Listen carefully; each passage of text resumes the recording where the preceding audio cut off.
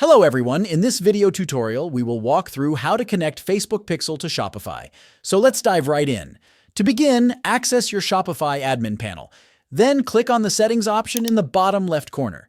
Navigate to the apps and sales channels section. Here, you'll find all the third-party apps and integrations that you've connected to your Shopify store. Find the Facebook and Instagram sales channel. This is the integration that allows you to connect your Facebook account and Mia Pixel to your Shopify store. If you did not find this app here, visit the Shopify App Store by clicking on the Shopify App Store button. Then, in the search bar type Facebook and Instagram.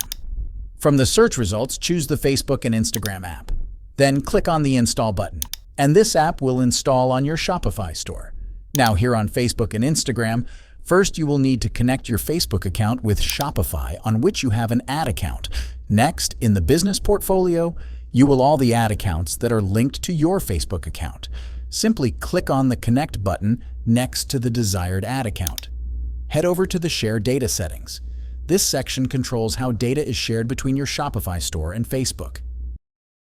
This is the key step that allows your Meta Pixel to track customer behavior on your Shopify store. Choose your data sharing level. Facebook offers 3 data sharing levels: Standard, Enhanced, and Maximum. Each level provides a different amount of customer data to Facebook for ad targeting purposes.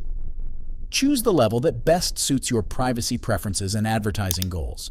Select the pixel you want to connect.